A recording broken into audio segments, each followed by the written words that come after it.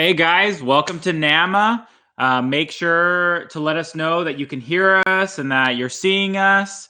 Let us know where you're watching from. Remember, if you want us to see comments in order to answer them during the show, you need to post them on the Patreon site, which is if everyone has access to that. Just if you post them on Facebook, we probably won't see them.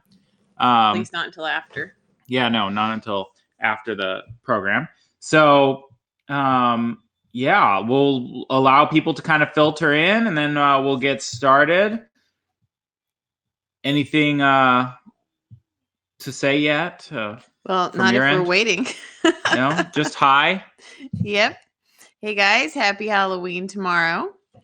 Yeah, we got a lot of entries on our costume contest. Yeah, pretty excited about that. Michael will have to announce the winner in a couple days. Yes. But there's still time, I think, if they want to post something tomorrow. Yeah. So if you haven't done it yet and you want to post a search of your dog and yourself if you want in costume, in a themed costume search, even better, or in costume doing obedience, but a video, you'll be entered to win private lesson. Yeah. Private lesson. So yeah, we have maybe about 10 entries or so right now. Yeah, something like that. Some of them are obedience and some of them are nose work. You can win in either category or both categories. So hi, Jean. Thanks for watching from California. Hope it's not too much up in flames. Yeah. Yeah, that was exciting every year. Oh, yes. Well, and we're supposed to get snow tomorrow. Yeah, so there you go. Not even November yet. Okay, do you want to talk about the next NAMA? Real quick, we'll talk about it again at the end. So we are starting a nosework class on Wednesday nights, and so we need to move away from Wednesdays, at least for the time being. So we're planning on November's NAMA being Monday the 25th. And we'll put that in the newsletter as well. So and update the events on Facebook. Mm-hmm. If you're watching this and you're not in our Facebook group, make sure to join it. It's RSG Nosework. We post a lot of really great nosework information there. It's just, and that's how we tend to communicate with everybody. And so we don't tend to do email lists and things. So if you want info from us, you'll find it there for the most part. Yeah.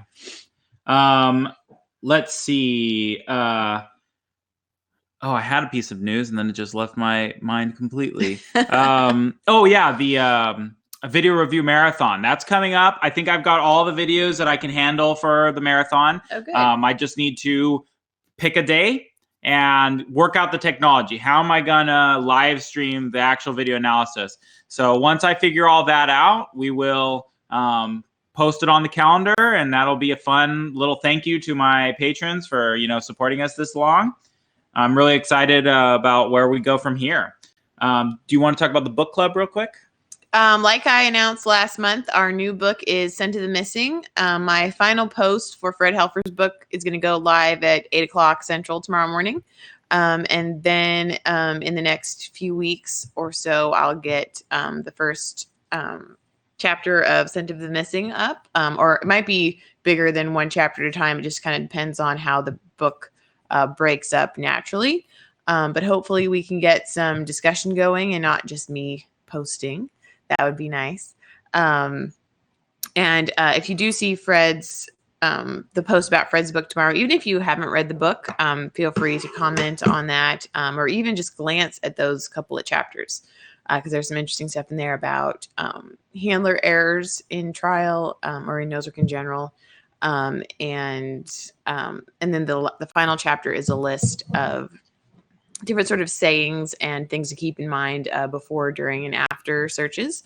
And so those are really good stuff to keep in mind. So take a look. Yeah. And there's an ebook. If you don't have it, you can get an ebook. Yeah. While we're talking, just hi, Wendy and Peg and Liz, giving some shout outs.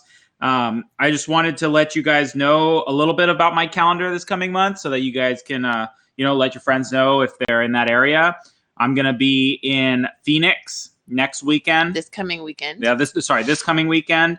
And then I'm going to be in New York, actually COing in New York, and then a workshop in Pennsylvania.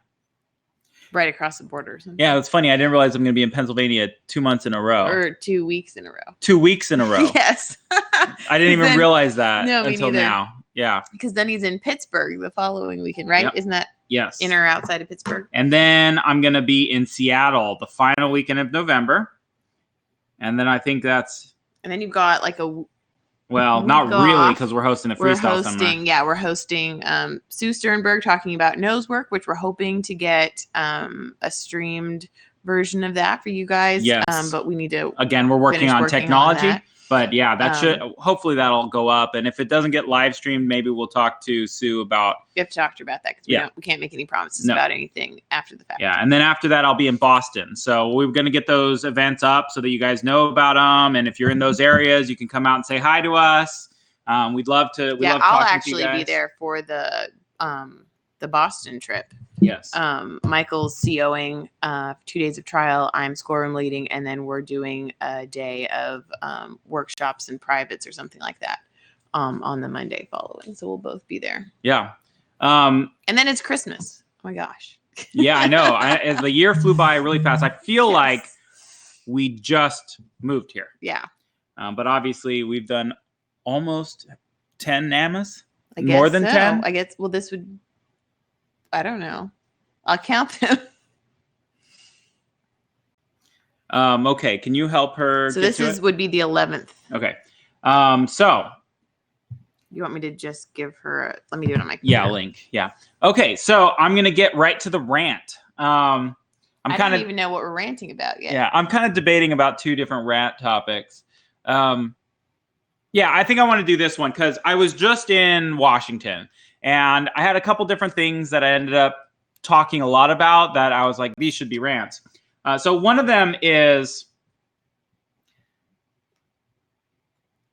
you can't get away from a trained alert. Okay, so I wish people would stop saying, I don't train an alert. You don't have a choice. If you're rewarding the dog, if you're reinforcing the dog, then you're training an alert.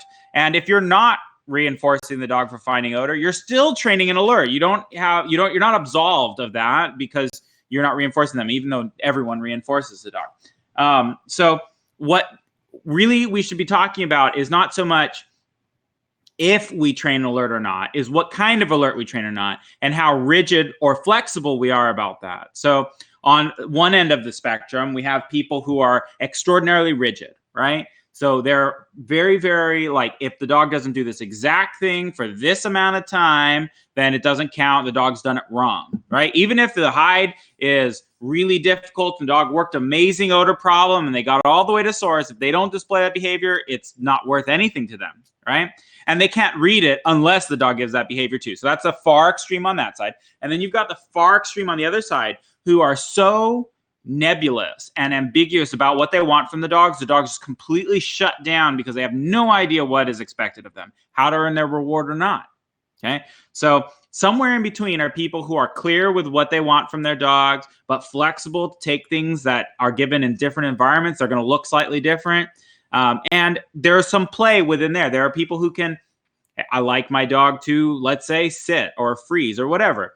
You can have a little bit of that. And you can have that within the spectrum of people who are flexible. They say, I train a freeze and I like a freeze and my dog doesn't give me a freeze every time, but this is what I'm going for. And you have people over here who are like, I really don't care what my dog offers. They can offer me whatever they want, but I have a very clear set of criteria of how my dog gets reinforced. So it's not so much that I'm not clear with my dog. I'm very clear with my dog. I just don't care what it looks like. And that's kind of where I would fall on it, in that I have a strong criteria of my dog getting to source. And I only do inaccessible extremely rarely, usually only in trial. But I don't really care what my dog does when they get to odor. I'm already rewarding them generally. Yeah. Anyway. And I also tend to be pretty clear about when my dog is alerting. I think the better blind. a trainer you are in terms of your timing and your reading skills, the more you can lean towards that side. I think what I see a lot too often is people trying to do that, but they don't have the timing skills for it. So they end up shaping a behavior by accident, like scratching or looking back constantly or But you may not nose mind touches. a dog getting to odor and then looking at you. That's not what I'm talking about. I'm talking You're talking about about when they're walking around, turning around, looking at you. or looking back at you at the edge of the odor cone, or all sorts of things. So if you're really good at training, you got great timing, great reading skills, then you've got no problem. You can basically do any one of these methods probably. But if you've got really bad timing, the answer isn't to train a formal alert. The answer is to fix your timing. But in the meantime, you don't get to train to a low ambiguous standard. Know what you're training. If you're training ambiguously, your dog's going to be ambiguous, which is, I think, why a lot of dogs are so what they call subtle. I don't think they're actually subtle. I think the dog's offering exactly what they think they should be offering, which is sometimes I have no idea what you want. Yeah. And I also think that especially when you're still in the ambiguous stage, if you pair 90+% of the time, you can work through that stage without ruining your dog. That's true. Pairing does fix it. And the other thing is, it doesn't matter how you train. If you reward early, you're safe in a way, right? You might not make progress very quickly. Like there are times when you should delay that reward. But if you're not sure about your timing skills, rewarding early is safe. Well, I mean, that's where you could end up, I think, with a dog that looks back at you all the time because they're not sure how close they need to get. So I think as long as you reward at source, qualified a little bit. Yeah, maybe. Yeah. I think early is better than later, personally. Better, but I still want my dog to be so strong on get all the way to source. Yeah, well, that's why you reward at source. I think you can mess that up by being too early regularly. Maybe. Well, and I'm mostly talking about in blind searches. Yeah. Like the dog's already got to source, Right. Blind that's different. Yeah. Because a lot of people do a lot of blind searches. It's my suspicion, and this is what I've seen where I go, is that most people do mostly blind searches with their dogs. That's their training. Once they hit a certain point, that's all they do. That's a surefire way to confuse your dog. Yes. Yeah. Okay. So that's this week's rant.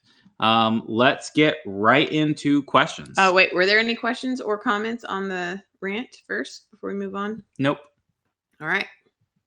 Nope. But if there are, you can always... Oh, this one says she judged this weekend, and almost everyone said the dog didn't alert like they normally do. So it was a good educational moment for them to see what it looks like in a new place. Yeah, it's funny. It's like when people say, my dog didn't alert like they normally do. It's like, yeah, well, they weren't in their normal environment, working in a normal way with a normal hide. Nothing about this was normal. A normal handler who's not freaking out. Why do we expect to change every other variable in an equation, but come up with the same answer at the end? That blows my mind beyond anything. Yeah, but also, I think the more we take dogs to new places regularly, the more we're going to get consistency across new places in their response to odor, and then it won't be so confusing. Yep. Okay. Question number 1. At an elite trial, if you call more alerts but get no no's, then there are hides. Does it count against you? So I think they're saying if you call alerts on the same hide multiple times. Yeah, well, that's the only way you could call more alerts but not get any no's. Yeah. So yeah, if you call the same hide. Let's say there are 3 hides, and I call alert 4 times, but the judge doesn't say no anytime, then I got 3 points, or 3 whatever, how those points are divvied up in terms of the scoring system. Yeah, you wouldn't get any deductions for doing You wouldn't get any deductions. Now, maybe you got a no and you don't realize it. Maybe the judge says no quietly, or maybe the judge wasn't sure if it was a no or a yes and marks it in your scorebook as no, even though they didn't give. I've seen that happen where the judge didn't say no, but they marked no. It shouldn't happen. It's rare, but it's just worth noting that you might have got a points off if you misinterpreted what the judge said or didn't hear it. But yeah, if the scenario is exactly what you said, no problem. Yeah, you can do that. I've even more than once in an elite trial called alert on a hide. I was pretty sure it was the same one, but I wasn't 100% sure. So I wanted to make sure I was going to get those points, and then actually ask the judge, is this the same hide? And I think both times I can think of that I've done that, the judge did confirm that it was the same hide. Yeah. It could be a good way of extracting information about the search area from the judge if you do it intentionally. Yeah, if they answer you. But it can also come to bite you in the butt. I know someone who, well, and this was an NW3, granted it's slightly different, and they found a hide at the threshold, called alert, got a yes, rewarded, did their pattern along the boxes, came back, and then alerted on the same box they already knew. So they just said alert. And as they were stepping into reward, to their dismay, the judge said no. They got mirror imaged and they called the wrong box just on because she assumed she was back assumed she at was the on same the right box. and the dog showed And a so little they bit of failed the interest trial because of that missed call. Yeah, you have to be a lot more careful in NW3 because it costs you so much more. I mean, less so with the rule change, but still. But the problem wasn't that she misread the dog. The problem was she went into autopilot. Yes.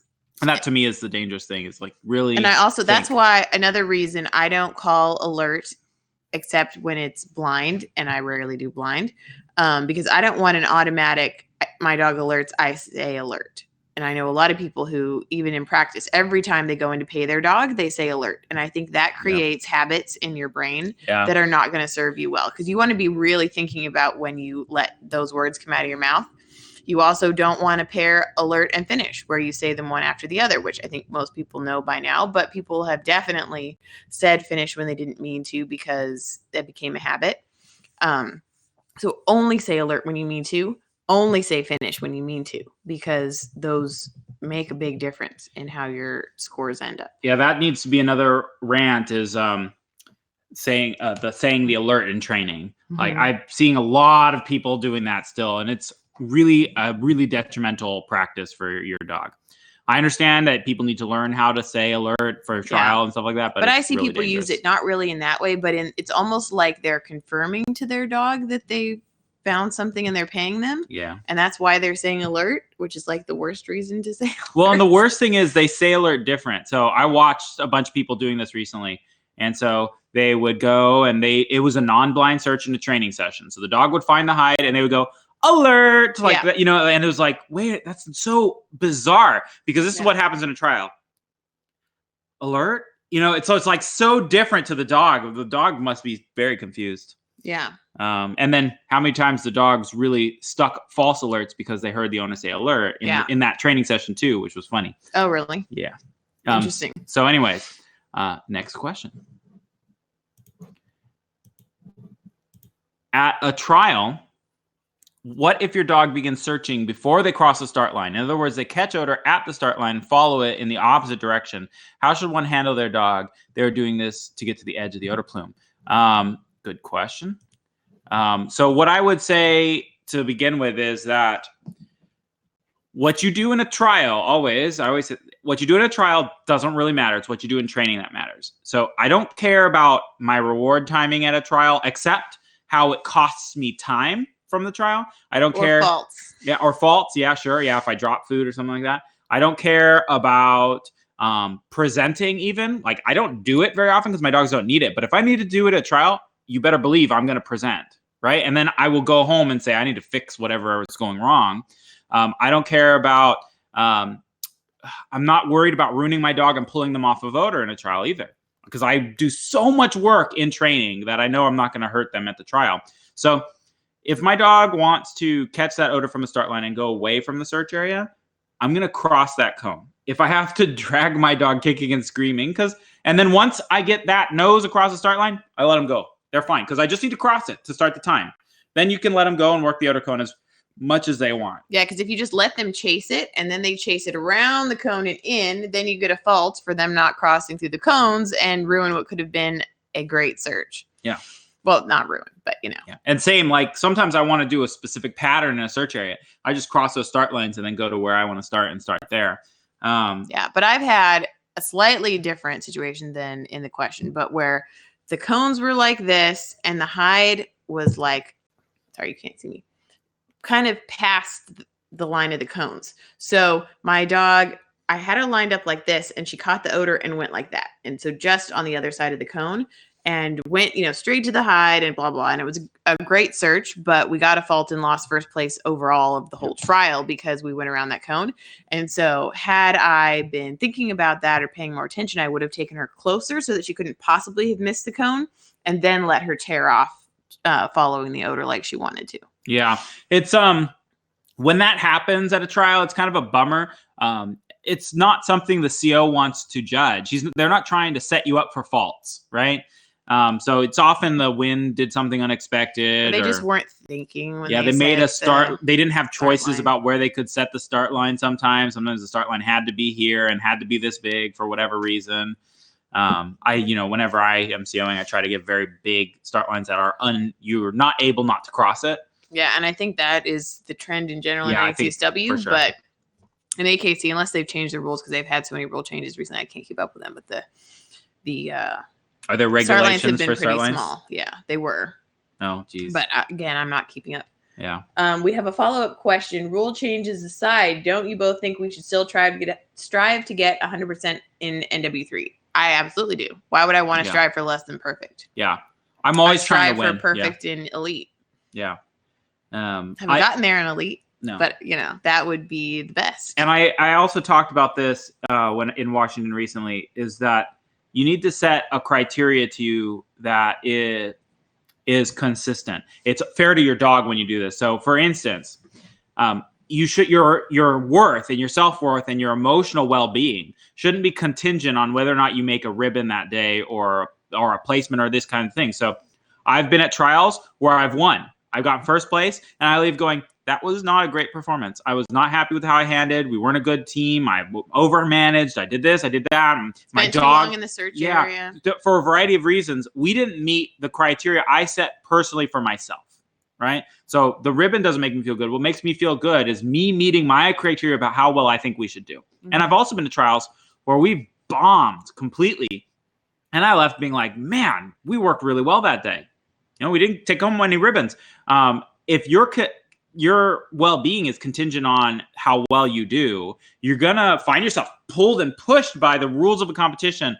Or by who else happens to be there that day, who's just so fast that you're never going to beat them. That's true. And that happens, right? Or maybe you were not that great, but everyone else was just worse, right?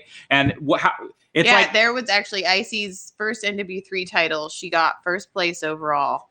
And it was not our best trial by any means, but there was basically a blizzard going on outside, and she and I were able to keep it together in the cold, and not a lot of other dogs were. So we ended up getting first place, but it wasn't the trial I felt best about with her. Yeah. It's like Seinfeld where Kramer's beating up on the children in karate. It's like, you shouldn't feel proud of that, even though you're winning. Right. So I was still happy that we titled. Yeah. It just didn't mean as much to me getting the first place. And you can use placements and ribbons and titles as a gauge to see if you're meeting criteria or if things in your training need to change, right?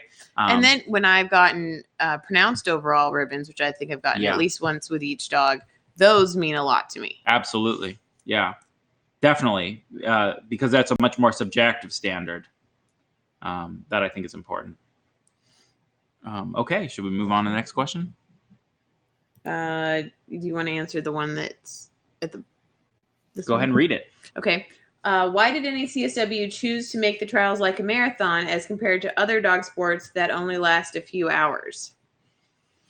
I honestly, what I believe, and maybe at some point we can have Amy and Jill on to answer this question more directly, but honestly, I think they just put trials together in the beginning, not really knowing where this would go or how big it would get. And also kind of treating them like police trials, exactly, which are different. Yeah. But also, I think the searches are bigger and longer than what you see at some of the other venues or events. Like an agility run is like 40 seconds or something.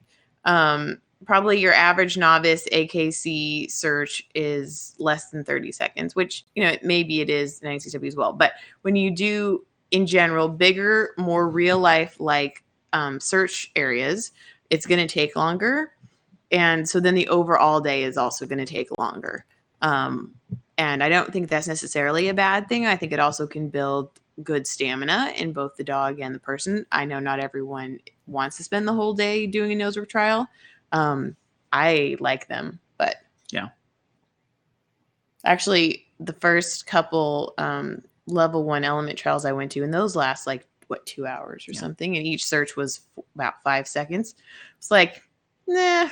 I drove all the way out for 4 or 5 second searches.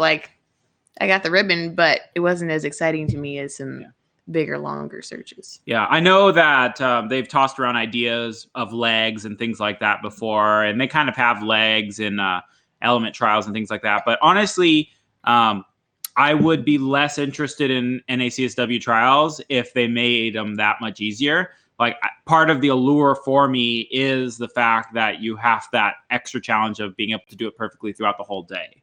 I think that's what makes it fun for me. Okay, next question. What is wrong with moving in to reward your dog as you say alert? If the judge says yes, you are closer to the dog, and if she says no, it's a false alert no matter what. So that's a good question. And I think what I said earlier, which is I don't care what I do in trial because what I do in training is that much better. But here's a couple things. Here's the possible negative. One is the dog hears alert and they already think that's a reward moment. Then that's bad.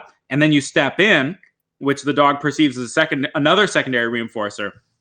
So because it always precedes giving a them treat. getting paid. So now you have given them 2 reinforcers and then a punisher afterwards, which can be very demoralizing to the dog. So you have to know your dog's personality. Is your dog going to take that and go, fine, sometimes that happens, it's not a big deal. How much have you practiced that in training? Stepping in and stepping out and stepping in, so the dog doesn't think stepping in means they're necessarily getting a treat. How often have you practiced desensitizing alert in training? And also, is this just a gut response you have and you're not doing it intentionally to get an edge in competition, which that would be great. Do it as an edge to get in competition, fine. But are you doing it automatically all the time in training or in trial? That's a danger.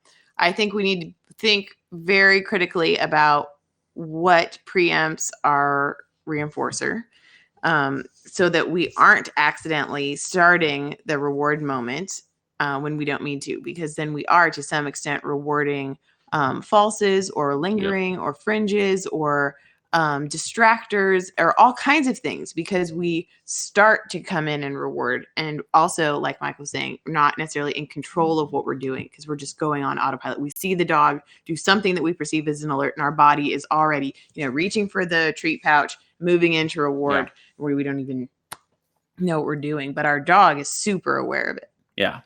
Yeah, definitely. And I don't want to, even in trial, I'm going to make mistakes in trial. I'm going to do things that aren't ideal and I'm going to have to go back and fix it in training. Mm-hmm. But if I don't have to do more of those, why? Yeah, because me stepping in to reward the dog in terms of saving time at a trial, unless I'm super far away, it's not saving me that much time. Yeah, I don't think it's not saves me enough more time is having the food in my hand. Right? Because reaching into the treat pouch, opening the bag inside of the treat pouch, then reaching in, pulling out the right amount of treats, and then pulling it out, and then get that whole process costs a lot of time.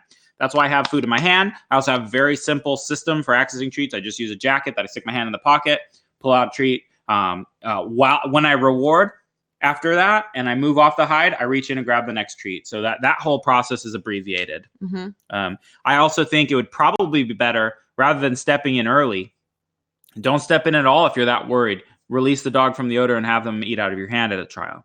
That would be better, preferable, even though I don't like it as an option. And again, you need to practice that. Don't throw that into the trial without having done it.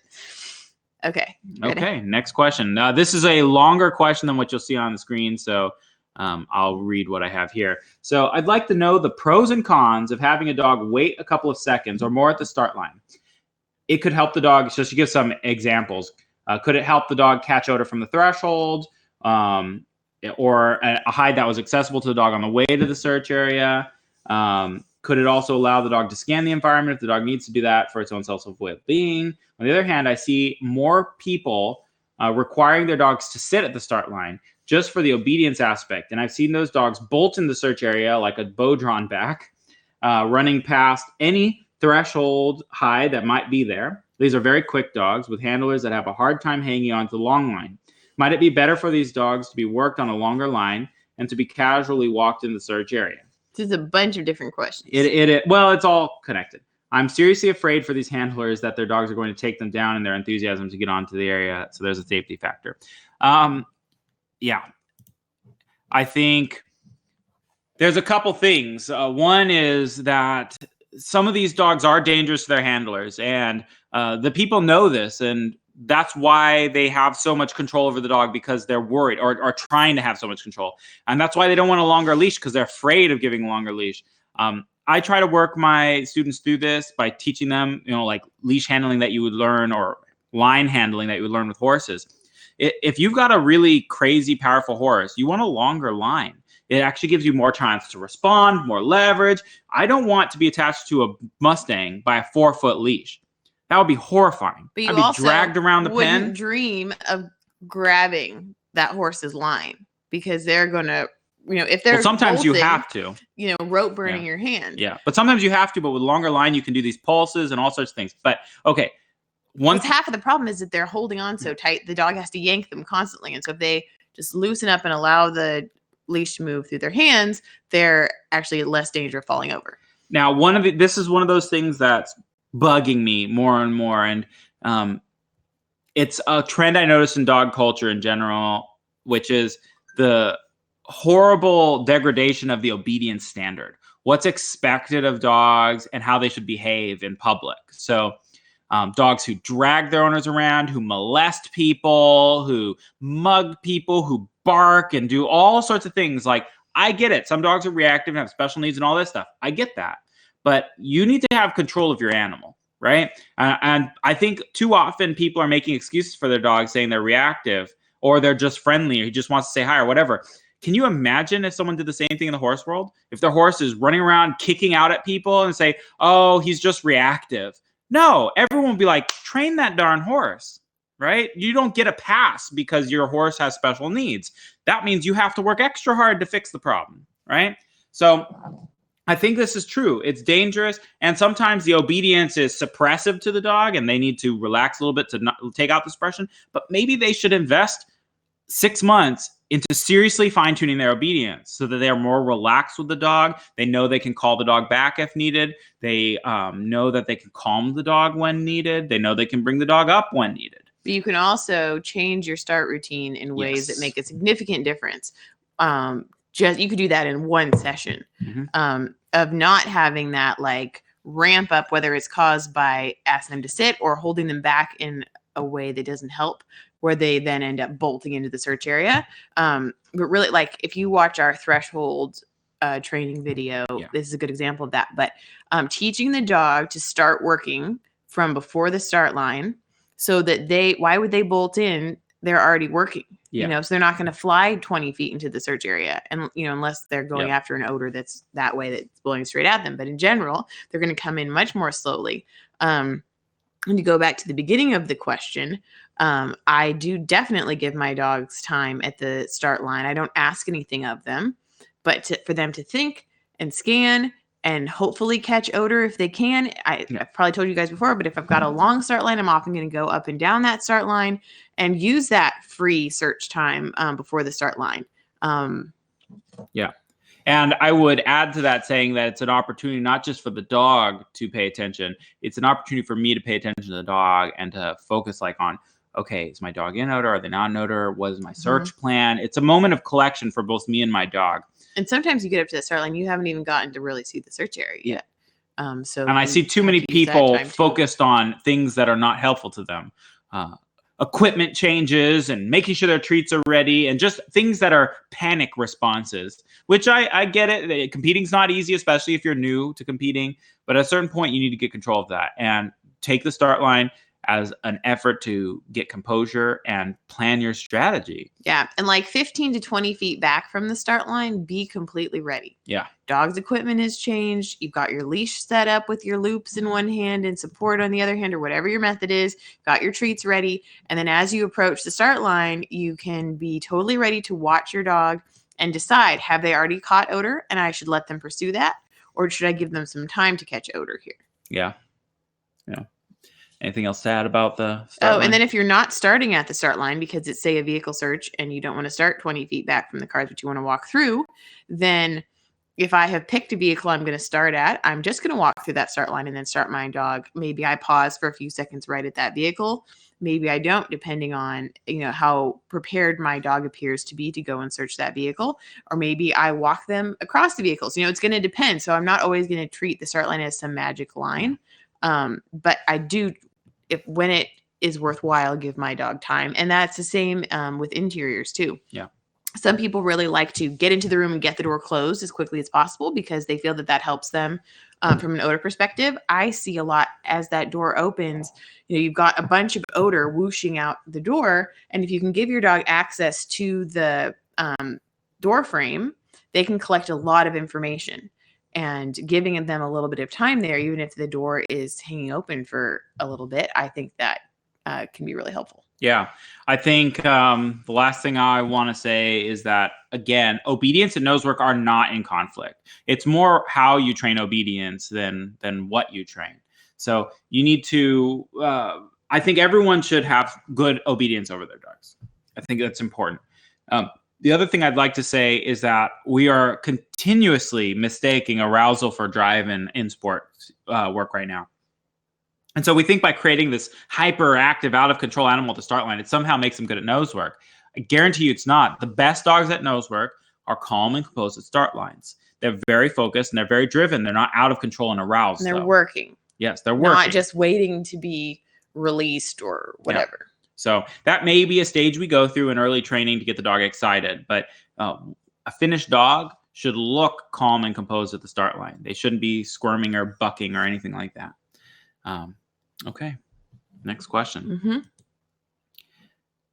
In training, we set hides to help set expectations for the dog, i.e. set threshold hides, so that patterns can become routine. But what about when you're faced with a large area? Do you look at the area to determine what type of search pattern to use, grid, spiral, rows, etc.? Or do you fall back on your pattern training? Are the two methods complementary, or are they in opposition to one another? Now that search areas seem to be increasing in size and complexity, this discussion has come up in training. I think we should go over kind of the definitions that we use again of pattern versus search strategy. So if you're not familiar with what we mean by pattern, that we have a great patterns video that you should definitely watch. But I'll just sum it up. Pattern for what we do is how hides shape the dog's natural search pattern. So if I set lots of hides on chairs, your dog is more likely to search chairs, right? If I set lots of hides in boxes, your dog's more likely to search boxes. If I set lots of hides in vehicles, they're more likely to search vehicles. If I never set hides in grass, my dog is not very likely to search grass, right? Mm-hmm. So that's a very simple idea. And we basically have a lot of control over what the dog searches and what they don't search. Yeah. You may have noticed at the beginning of your nose work training that your dog you usually have a specific place that you come to in your, like, one of the places we used to train, there was a field that is usually where we started the dogs, and that's where we'd work for the first several weeks. And the dogs would strain to get to the field. They were super excited about it. Then we turn around maybe a month in, work the parking lot area or work another area that's in close proximity, but not the area they're used to. And the dog's like, no, nose work can't happen here. It has to happen over there. And then they get the idea. But so that's the exact same thing throughout all of nose work. But the most important thing, if you're not familiar with what we mean by pattern, is pattern for us does not mean directing your dog through a search area, right? That's what we call strategy. And there are times to direct and times not direct. And how much we direct is a flexible spectrum. Yeah. So larger search areas. So the first thing I would say about large search areas is you need to break them down into smaller search areas. Let's say I have this whole house to work. I'm not going to work it as a whole house. I'm going to work it as like 6 different rooms that I'm going to treat as 6 separate search areas. I'm going to create for myself a segmented search. So if you go to Elite Trials and you've done segmented searches, that's great. You got a pre-made pattern for you. Do here, then here, then here, then here. Just do that for yourself. The only difference is you got some flexibility. So if you really feel like you didn't search that area well enough, you come back at the end. Even though usually that wasn't worth rechecking. So let's say I have a huge outdoor area with outbuildings. Okay. Each of those outbuildings is going to be separate search, and the space in between is going to be a search too. And I will weight how much time and how quickly we should move through each area in different ways. So I'm like, the space between the outdoor outbuildings is going to be less priority than the buildings themselves. That doesn't mean I ignore them. It's just as I go through them, I'm not trying to detail every grain of sand on the ground or every blade of grass. We're moving on our way to the other building. If my dog catches something, they catch something. And I need to set that up in training so that they do.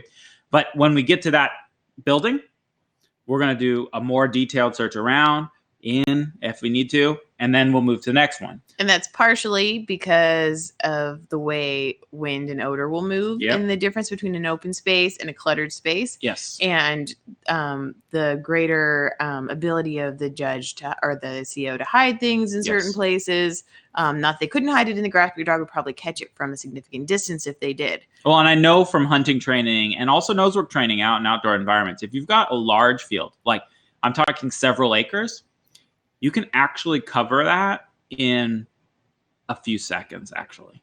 My dog can clear 10 acres of field in about 5 minutes, right? And I just need to keep up with him.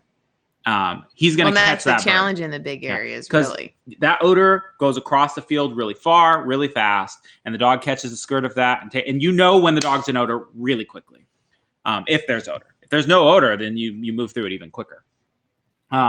So determining what pattern I want to use, sometimes that is dog generated. I try to train my dog to show interest. So if I opened my dog up to a large area without buildings, my dog is going to be drawn to those buildings because of hide placement.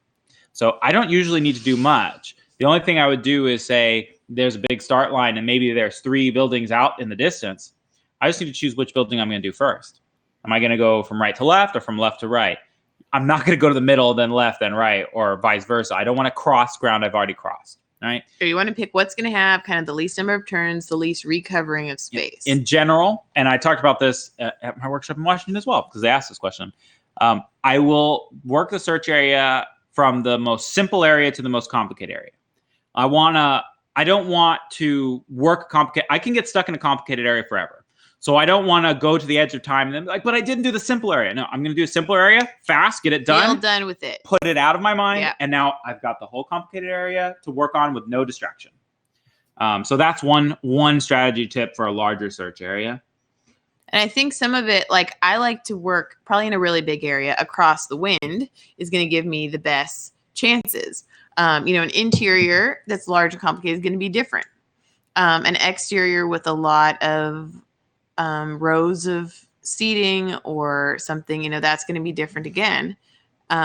So, you have to look at those. In general, I don't do the like spiral in type search. To me, that recovers the same ground far too much. I've tried a few times. I cannot think of a time I would use that. No, you'd need a lot of spare time. Like I would use it in our murder mysteries that we do. Right. Yes. Or, if I was a professional officer, trying to find something desperately important. But although most of those people use the spiral out. Either one, but for competition nosework, it just doesn't make sense to me to do it that way. No, me neither. In general, in nosework, what the productive areas are going to be. And that COs can be tricky about that. And so like the space between buildings, I know that a CO is probably likely to put at least one hide, but probably not all the hides, so yeah, that's the way I'm looking at it. Then also, never assume anything. Okay, next question. So please explain the idea of challenging the hide or the hunt.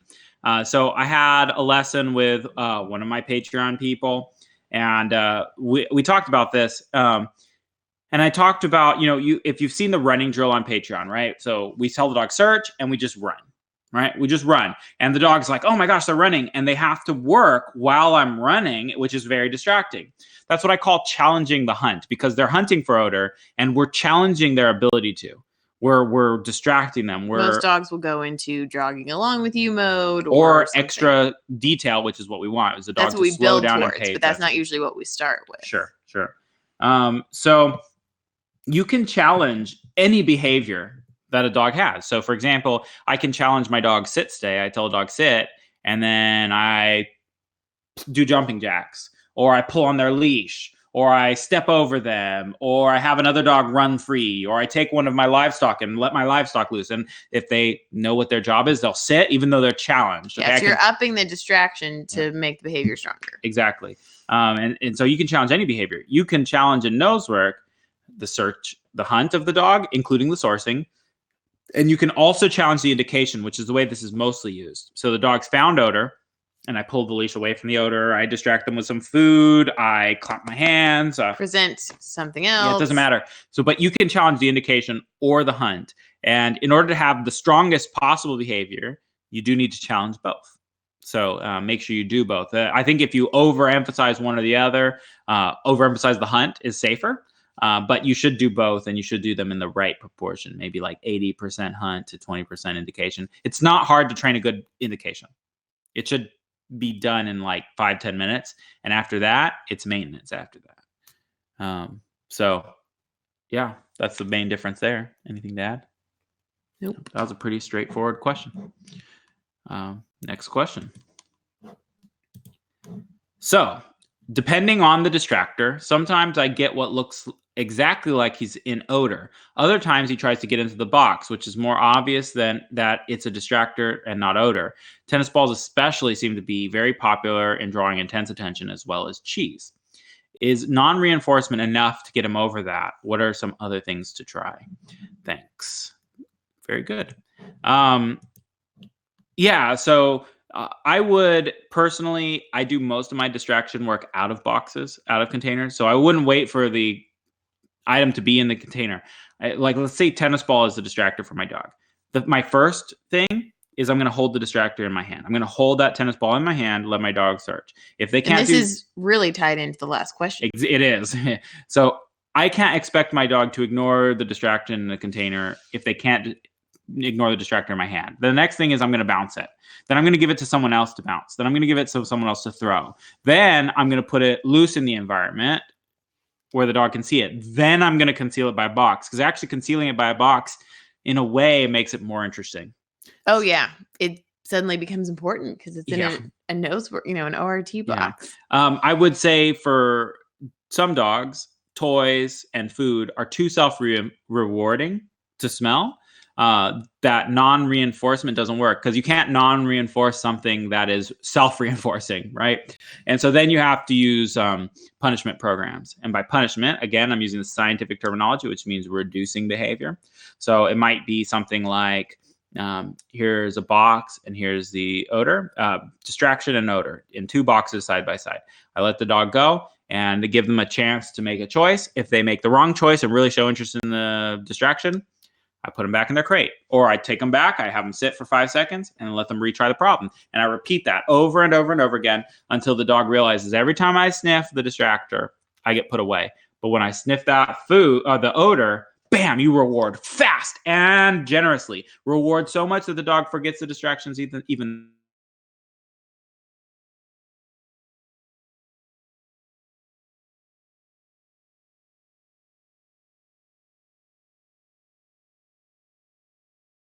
Hopefully we're back. Yep, it looks like we're back. Sorry about that. We don't know how much you missed.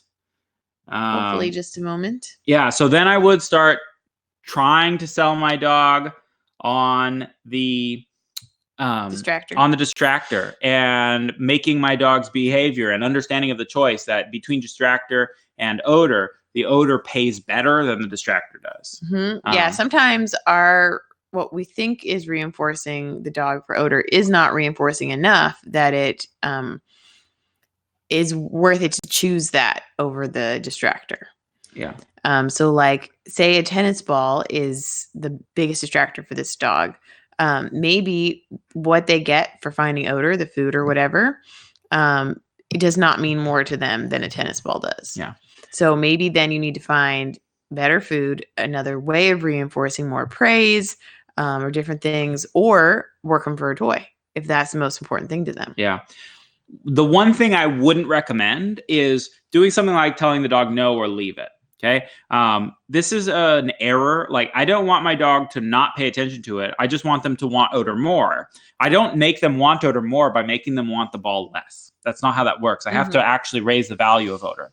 And so one of the things I did recently and that I do in my classes very often is I'll put the odor right in the toy, right? Or right next to the food distraction. And if you've done a lot of no leave it's, the dog smells the food and leaves, or smells the toy and leaves, even without your correction. They leave because they know they're not allowed. Well, and we see this in potty areas where dogs will choose not to search, even though the odor is right there, because they have been punished inappropriately for peeing or being distracted by pee. And so they just say, well, fine, then I won't search there at all, when that's not what we want. We want them to care about odor more than they care about other dogs' pee. Does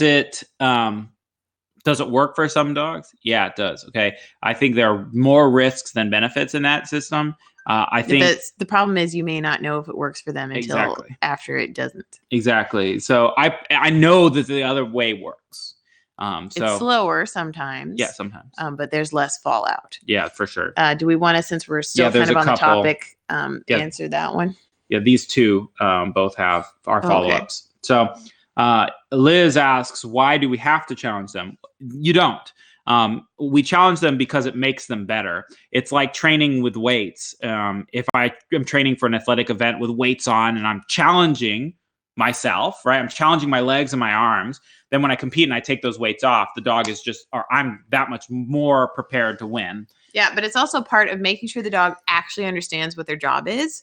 Because it's like if you have only ever done a sit with your dog in your living room with no distractions, and then you take them out to a dog park, they're probably not going to sit. They don't really understand what that behavior is in that context. So I think especially challenging the hunt, helps them, and the hide too. It just helps clarify what your expectations are, what you want from them. And so I think it's an important step, especially if you're competing. There's one more thing I will add to that, which is the fact that if you don't challenge them in training, you will be challenged by them and by the environment, right? So you're going to go to trial and the military platoon with bagpipes is going to walk into your search, right? Yeah, we want to find ways of recreating what we have seen happen in trial over and over again, so that when you get there, it's a non-issue. Like Michael was saying with the weights in the marathon, you've already been exposed. The dog's already been exposed. It's no big deal. That's why we don't train in pristine environments. Yep. We make a point of making things harder than we expect them to be, even in trial, so that it's no big deal and you can do well and be happy, and the dog understands their job and why they're there and everything. The key is not understimulating the facing the dog, right? Yeah, so don't first run of the running drill, run 10 miles an hour or 50 miles an hour and yank them off of odor.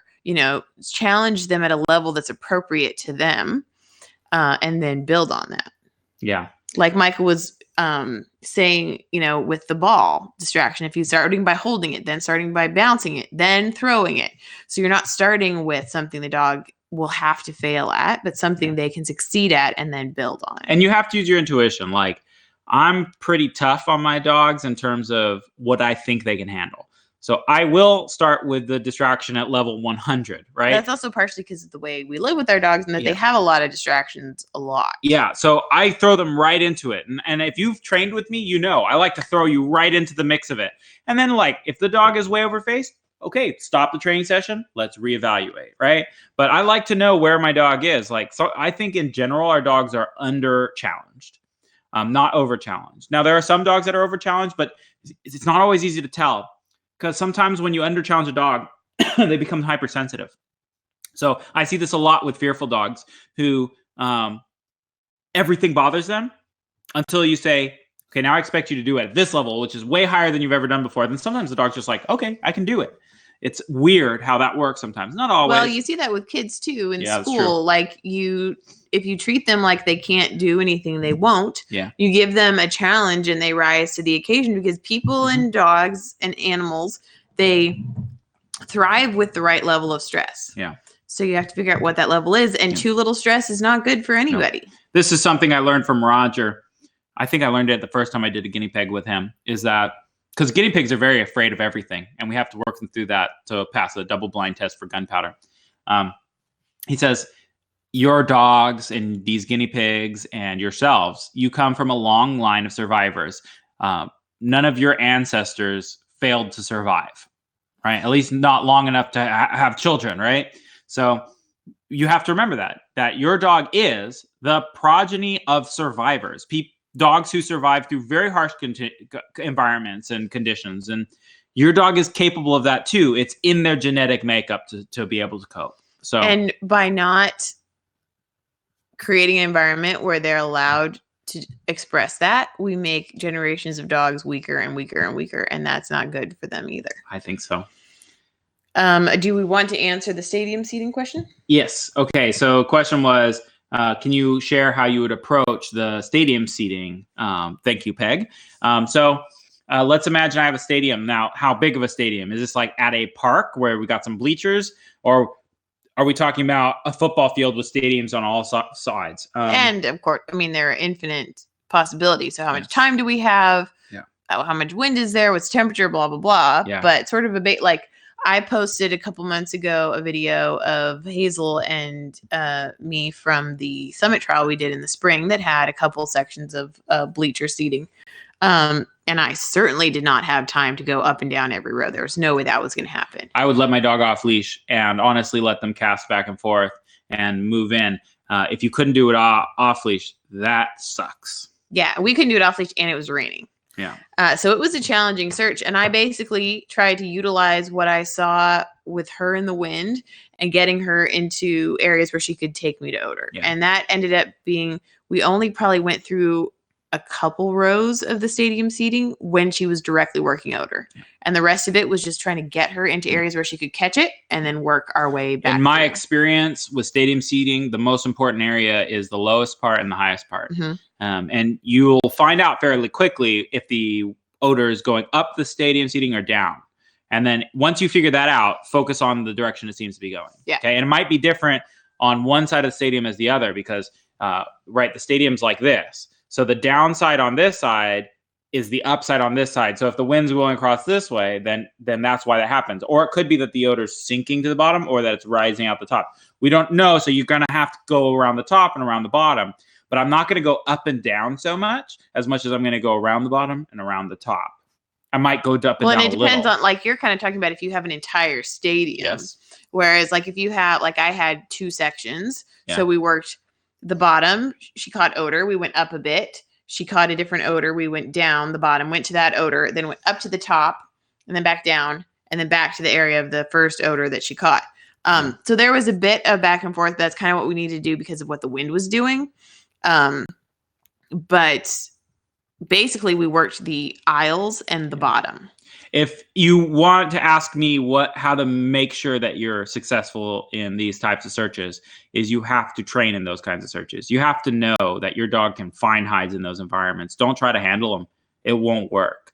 It's true. And I basically followed Hazel with a couple of suggestions to go higher up the bleachers. Yeah. That's basically, I think, all I did. And then allow her back to a hide that she was trying to work out that we didn't end up being able to work out. And if you haven't seen that video, I think I talk about how I handled it in the wind quite a bit in that one. I think sometimes the training of dogs and handlers get so good that we forget what's the most important thing is just getting to new environments. Mm-hmm. Like, don't even worry about being a good handler or a search strategy. Invest that time instead in getting access to a stadium, which isn't always easy. Yeah. You have to put time to get access to stadiums. You have to meet the right people and ask and do demos and things like that. So, and Hazel and I had actually worked a stadium before because we had an NW3 trial a number of years ago where we had an exterior up on the second or third level of the stadium. Very similar high winds, cold up there. And I'm sure that helped this particular trial because she just had exposure to those conditions before. And every repetition of that exposure is going to make it go better and faster. Yeah. Okay.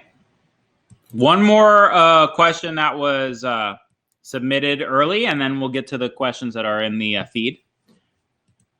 Okay, this is also a long question that I'm going to read from my thing here, but a short thing there. So, in training with multiple hides, especially at foundation, once the dog is on odor, I typically will have the handler remove the hide once the dog has found it. There are lots of benefits to that. They don't return to a hide. They leave quickly. And they don't lose any odor obedience. So later in training, when the hides stay in place after long, when they stay in place after the dog finds them, I find generally that dogs will move to the next hide. So here's the problem. The past weekend, a popular instructor did a workshop where a few of my students attended. Her approach is that dogs need to work through multiple hides independently. Once the dog gets paid, the dog will no longer get paid for going back. Her premise is that dogs will not persist in working out more difficult problems and continue to go back to easier ones if we pay them again. My issue with this is that I'm not convinced that dogs always know that they found it when they go back if they came from a different angle. I also feel like we can damage the motivation in sensitive dogs. Also, in a test situation, what if the handler misses when the dog gets to odor and not pays? Will the dog go back?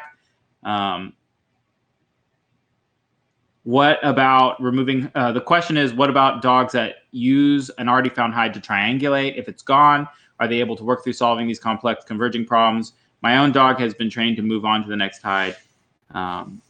Okay, I think that's basically that. So what are the pros and cons of both these approaches? Well, that's an important way of wording this, because there are pros and cons to both approaches, and we just try to advocate for the one that we think has the most pros and the least cons. Especially for dogs with lower drive levels. Honestly, my method is designed to have the most dogs succeed.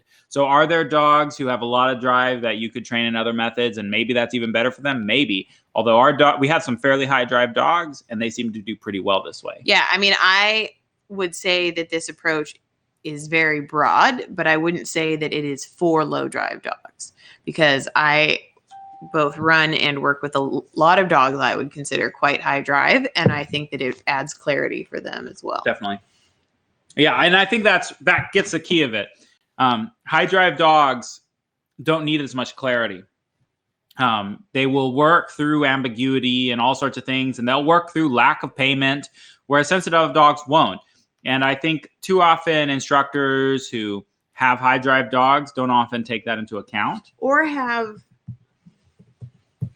dogs that are just more forgiving, because not all dogs are as forgiving as each other, whether they're high drive or low drive. Yeah. And I think, I think that's part of why we made a point to work with, like, to trial a variety of breeds and different things, because it's very different if you've only worked in one kind of category of dogs. Yeah.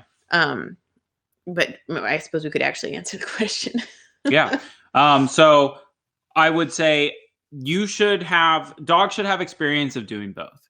Dogs should have experience, but I think the general experience dogs should have is when they find a hide, it gets picked up, or if it doesn't get picked up, they get paid every time they go back. The pros of this is we don't lose any odor obedience, that we isolate problems because we think that there's a converging problem, but in my experience, there is no such thing as a converging problem. It's more of a focus problem. This hide was hard always. The dog found this one first, and they're returning to it not because of a converging problem, but because this hide's hard. And when you pick this hide up, the dog still struggles finding this one because they needed this hide to be trained in isolation enough times. When both these hides are easy, like if you set 2 easy hides, the dog can find one and they can find the other. No problem, even without picking it up, right? If they can't do this, then you've got other problems, right? But the problem is one hide is harder than the other, and we need them to see that problem enough times that it becomes easy. Or you're doing a lot of multiple hide searches where the dog is being allowed to say, this one seems a little hard right now. I'm going to work on the other ones. And that's, I think, when you see a lot of going back and forth. Which one do I want to follow? Which one do I want to follow? Instead of just saying, I caught this hide, I'm going to work it out. Although I think the answer to that isn't picking it up. It's doing more single hide searches. Yes. But I think in terms of picking it up, the dog starts to expect that it's going to get picked up. Like I think the questioner even said they expect that. And so then when it doesn't, they think that it already was. And so they don't go back unless they are reworking the problem because you spent too much time in the room, you've come back to the area or something like that. But they're not just working it to get paid again because they want to get paid. Yeah, working it honestly. The other thing is I don't believe in the idea of an anchor hide. I don't think dogs ever have to work a hide off of another hide. I think what they need sometimes is to work a hide off of an object. And sometimes that object has a hide on it. Yeah. So then two things. One, if we pick up that hide, the dog still gets to work the hide off that object. But two, if we don't pick up the hide, then we're specifically training the dog how to work the hide off the object when there's a hide there, when we don't want them to keep indicating that hide. And sometimes we'll see, like, watch people. Sometimes they will go in to pay a hide. The dog was not working because the dog is working another odor that is laying over that hide. And so they work over and past that hide and keep working.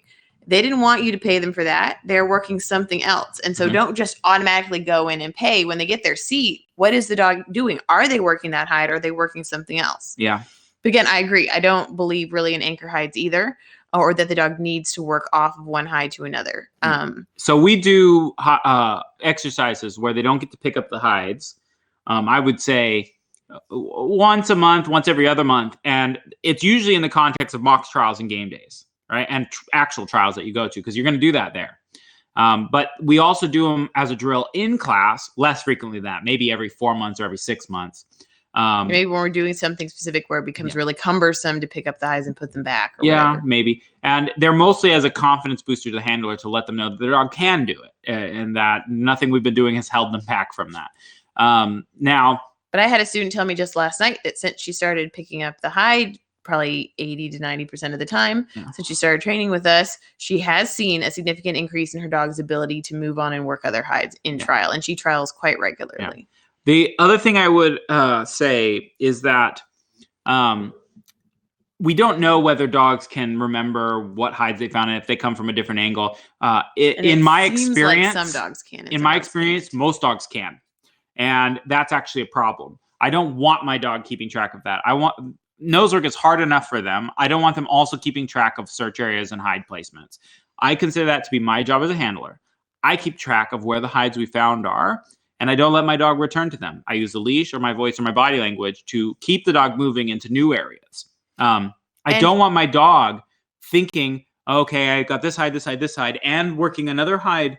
It's too much. And dogs are not as accurate as we like them to think. They make mistakes just like we do. I don't want my dog making a mistake about, I thought I already found that one or this or that. Yeah, thinking they can't go back because we don't pay for them going back, but then they never told us about it, or we never called it because we made a mistake and misread them and didn't call their alert there. Yeah. And there are some trials where I do what Michael just said, where, I just don't let my dog go back to that hide or that area. But there are others where I know I'm working a bunch of really close together hides, and I just have to trust my dog to work it out and not worry about handling them through that. Just let them work the odor. And I do think picking up the hides regularly really helps that. And I know a lot of trainers who strongly believe in leaving the hides down and just not paying again. Yeah. But I do think it does a disservice. Yeah, I think if you're seeing problems, especially odor obedience problems, then you shouldn't take that advice. You should keep building odor obedience. If odor obedience is not a problem, feel free to experiment. But for the reasons we've stated, we've seen problems with it. And if you're training with someone who is not comfortable with you picking up their hides, that's fine. Just pay it again. Yeah, pay it again, or just follow their rules in class and train at home. Just realize you're going to them for something else other than this part. This is just a rule. It's the same rule you're going to have to follow in trial. So use it as an opportunity to practice for trial. Take what you can from them, and then when you're at home, pick it up. Yeah, there are trainers I train with that I love training with, where I would never pick up their hides, but they're not. I don't go to them, twice a week or something like that. So it's not the bulk of the experience my dog is having. Also some trainers who are probably gonna get frustrated with you if you're paying the hide over and over again. And so then if you don't want to damage your dog's odor obedience in their classes, don't let your dog go back to the hides. Yeah. So this is a follow-up question to this one we're asking. In training, I've always paid the dog upon returning to the same hide or picked it up. In trial, if my dog keeps making his way back to the same hide, should I keep paying, assuming there are other hides to find? In my opinion, yes, you should keep paying. Your dog did not find his way back to the other hide. You brought him back because you lost track of the search area. You failed your job as a handler, which is to keep track and know when we're heading back to another hide. You have a leash, you have a voice, you have a body. Use them, right? Don't be like, oh, how did we end up here again? I see it I watch these videos of 3 minutes of a handler coming back to the same hide. 3 minutes going the same path. It's like, why? Stop going back. Just do the rest of your pattern. Just stop. And you don't have to let your dog go everywhere they want to go. Like, I know that's sort of antithetical to what you're told a lot and probably what we say a lot of the time, but sometimes just stop your dog. You know, like if they were running to a street, you're not just going to let them go. Yeah. That being said, sometimes people stop their dog inappropriately when they think their dog is going back to a hide and they're not. They're working something else. Yeah. So you have to. And there are varying degrees of gentleness. Like I see people who let the dog get 6 inches from odor and then suddenly realize they shouldn't go back and yank their dog off. I mean, you can figure that out earlier. Yeah. But sometimes you just need to be paying enough attention and learning how to read both in class and watching videos of when is my dog going back to a hide they've already been paid on. When is my dog working something else? And that is a doable thing to learn. Another thing worth mentioning is I use hides my dog has already found in trial as a morale boost. So when they go, sometimes I will intentionally bring them back to pay them to help them keep going. If I know there are more hides to find and I know they're struggling. So it's like, let's get a quick reinforcer, get your spirits back up, and then come back refreshed. And I do think handlers can find ways to be clear with their dog about when they want them to move on. And part of how we do that is picking up the hide, but there are ways you can do that while leaving the hide down as well. Mm-hmm. Like when you've decided you're moving on, move on. Don't take 2 steps and then go, oh, I told you we're moving on, but we're not. And let me go pay you again. Yeah. Be clear. Yeah. When you've said you're moving on, go. And that may mean shortening your leash quite a bit and then not letting them back. Some people use physical cues. Some people use verbal cues, which I'm not as big a fan of, but they can work. But you don't have to be wishy-washy. Yeah. Be clear to the dog. Yeah. And stop blaming the dog when you end up back there. That's my biggest pet peeve is my dog keeps going back. It's like, no, you keep letting the dog back. Or taking the dog back by accident. Oftentimes you're like physically taking them back, which is funny because like you see someone go to the middle of the room and then go left and then come back through the middle to go to the right. And so you brought them to that hide and then you go, you already found that one. It's like, no, just pay them and move on. If it was your mistake, don't make a big deal about it. Just pay him and go. And also, if you have trouble keeping track of your search area, even with basic footwork things, like how to get, like to move on without bringing them in a circle that brings them back to the hide. Those are things to work on for yourself separately, separately to your dog's odor obedience and that whole picture that can fix a lot of those issues. But they have to be addressed specifically. Yeah. Okay, so next question. I've heard many people saying that they want to get to NW3 before the rules change and cheapen the title. I don't happen to disagree. I don't happen to agree. What do you think? This is from Peg again. I completely agree with you. It does not cheapen the title. I think it's an arrogant way of looking at it. I think people take this whole thing way too seriously. Go give your dog some hot dogs and stop being so egotistical about it. Like, just enjoy the day with your dog. I don't give a damn about these freaking trials. They're not important. What's important is training your dog and having fun with them and showing what you've learned. And I think so. Every generation of competitors thinks that either their version or the version before them was the harder, better, more important. I think, especially with Neil's work in NACSW in particular, I think because of the way the rules have morphed. And so people think, when I was doing it, it was hard. And now it's easy for everyone. I mean, I've heard that. And it's usually a way of diminishing your experience. Like, oh, you didn't really earn it. I really earned it. Right. In fact, someone once said that to me. Oh, my dog got her NW3 back when it was hard. And it was like the same day I got mine with Hazel. I was like, okay. But there are things about the new rules that may make it easier to get titles, and there are things about the new rules that are going to make it harder because it's going to become even more of a head game for handlers.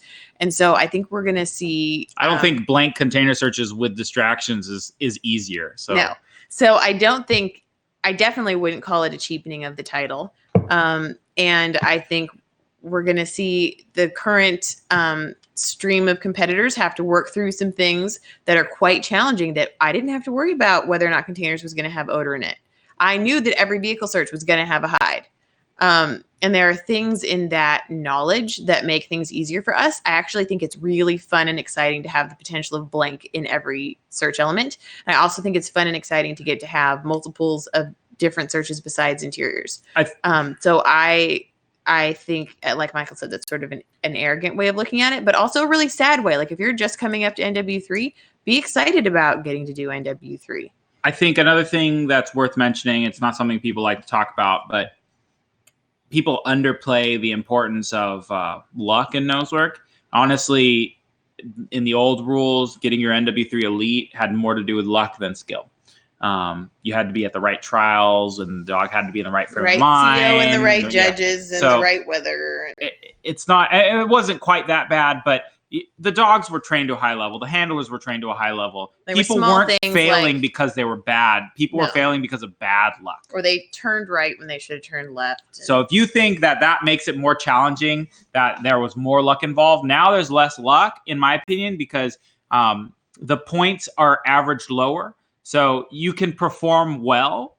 Like, that's the thing is, the standard of each trial wasn't exactly the same. If you go to a trial where just one hide was just impossible, you shouldn't lose a title because that one hide happened to be set at your trial. And this person got their title when none of the hides were that difficult. Yeah.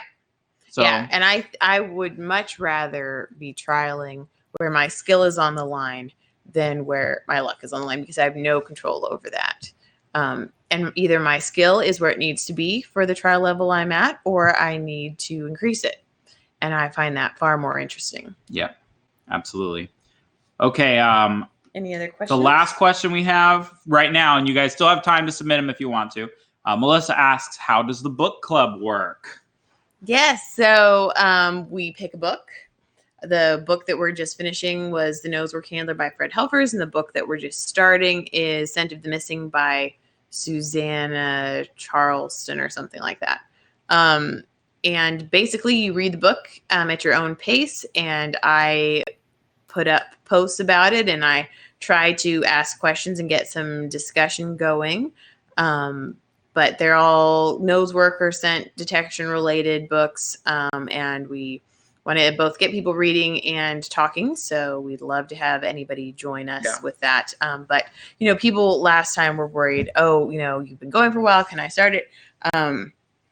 Just start whenever you're able and join in however you want. It's not rigid, and there's no, specific time that we're getting together or anything like that. It's just posts on Patreon. So yeah, we are constantly looking for ways to engage with you guys more. And so the book club is an attempt at doing that. The variety of contests we do, and we have the vast majority of our patrons are essentially lurkers. They never interact with us in any way. We wonder if you're reading our stuff or not. Yeah, that's for sure. You're paying us, so that's an interaction, I suppose. But we set this up so that we can interact directly with you.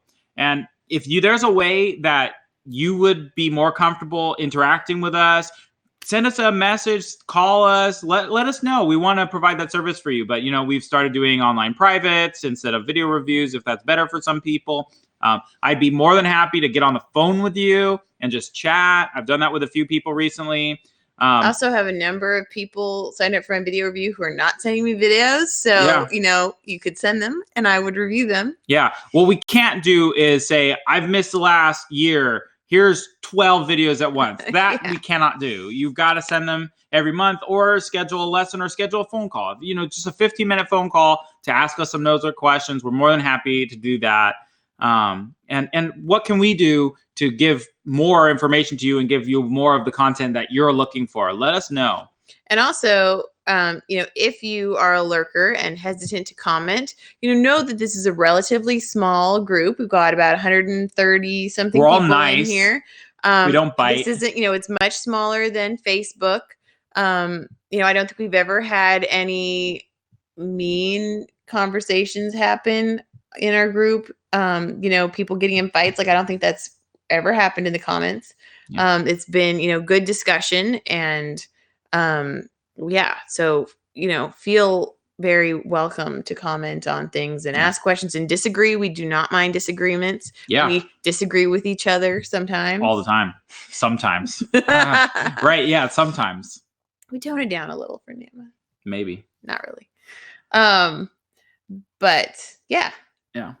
Okay. One last question that I'm gonna kind of go over quickly because it's such a huge question, which is, what are some basic fundamental drills to keep your nose work dog on track? It's everything in our foundation section is what you're looking for, and you don't stop doing them. So watch our starting from scratch series with Catfish and Lumi. Those are the exact same drills I would do with very experienced dogs and brand new dogs. Foundation is foundation is foundation. It's not like dribbling is different when you're first starting playing basketball as when you're in the NBA. You're practicing the same skill. And so look at those, and if you have specific questions about those drills or a problem that you're specifically having, I'm more than happy to recommend it. But basically, hunt drive, independence, problem solving, confidence, odor obedience, patterns, handling. Yeah, making sure that you're addressing all those things sort of in a cycle, if you can kind of keep track, so that you're hitting all of those different bases. And also utilize the directory post that we have, because we try, it's not completely updated right now, but we try to every month add in what's new, all the new posts that we have, and categorize them by things like topic, foundation, or patterns and handling, games, interviews, NAMA, video or trial review videos, NAMA. So we try to make it more doable to find things, because we know that just scrolling back through, a year and a half of content is not very doable, but you can find all those key posts in the directory. And if you don't know how to find the directory, we try to repost it regularly. But when you're on kind of the main post page, there's a start here tag up at the top. And if you go to that, then it will, the Patreon directory will be the only post there. Yep. Okay. Anything else? I think that's it. Thank you, guys. I'm looking forward to seeing you too, Cindy or Cynthia. I'm not sure which one you go by.